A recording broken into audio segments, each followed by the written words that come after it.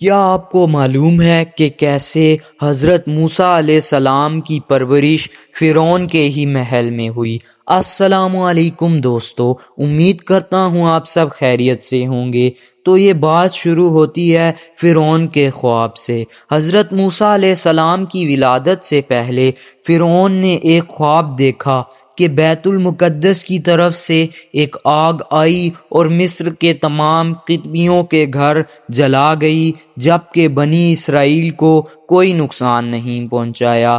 بیدار ہونے کے بعد وہ بڑا خوفزدہ تھا کہ اس خواب کی کیا تعبیر ہو سکتی ہے۔ صبح ہوتے ہی اس نے اپنے تمام عالموں اور جادوگروں کو جمع کر لیا اور ان سب سے اس کی تعبیر پوچھی۔ انہوں نے کہا اس خواب کی تعبیر یہ ہے کہ بنی اسرائیل میں ایک ایسا لڑکا پیدا ہوگا جس کے ہاتھوں اہل مصر تباہ ہو جائیں گے۔ چنانچہ فرعون نے اسی وقت یہ اعلان کیا کہ بنی اسرائیل کے لڑکوں کو قتل کر دیا جائے اور لڑکیوں کو زندہ رہنے دیا جائے، لیکن تقدیر کے آگے تدبیر نہیں چلتی۔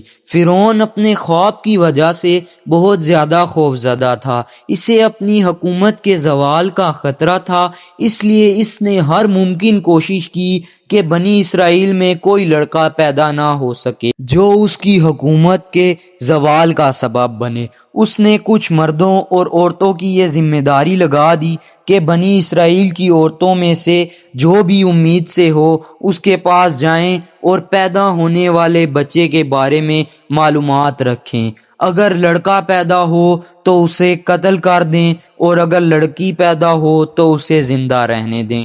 ادھر فرعون کی یہ چالیں تھی، ادھر تقدیر الہی اس پر ہنس رہی تھی اور کہہ رہی تھی کہ اے ظالم بادشاہ، تجھے اپنی افواج کی کثرت، اپنے اقتدار کی طاقت اور وسیع سلطنت پر غرور ہے، لیکن اس عظیم خالق کی طرف سے تو غافل ہے کہ جس کی تقدیر کا کوئی توڑ نہیں۔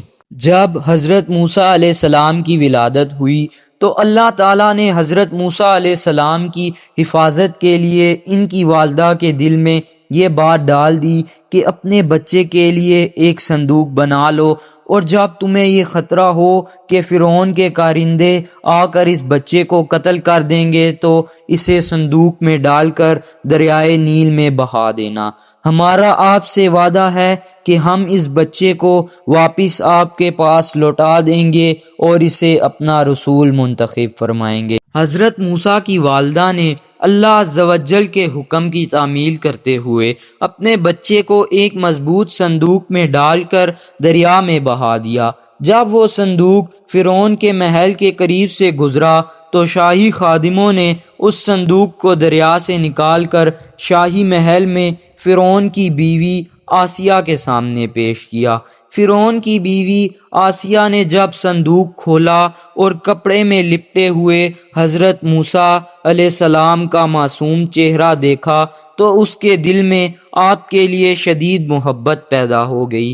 اس نے فرعون سے کہا یہ تو بہت ہی پیارا بچہ ہے، یہ تو میری اور آپ کی آنکھوں کی ٹھنڈک ہے، اس لیے اسے دوسرے بچوں کی طرح قتل نہ کیا جائے۔ ممکن ہے کہ یہ ہمیں کوئی نقصان نہیں پہنچائے گا، ہم اسے اپنا بیٹا بنا لیں۔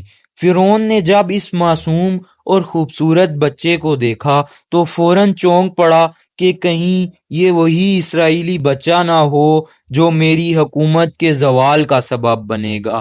یہ سوچ کر اس نے بچے کو قتل کرنے کا ارادہ کیا، لیکن اس کی بیوی رکاوٹ بن گئی، کیونکہ اللہ تعالیٰ کا فیصلہ ہر چیز پر غالب رہتا ہے۔ اس طرح اللہ تعالیٰ نے ایک دشمن کے گھر میں اس بچے کو اس طرح محفوظ کیا کہ وہ اسے ذرہ برابر بھی نقصان نہ پہنچا سکے۔ اگر آپ حضرت موسیٰ کی زندگی کے مزید واقعات جاننا چاہتے ہیں تو کمنٹ میں ہمیں ضرور بتائیے گا۔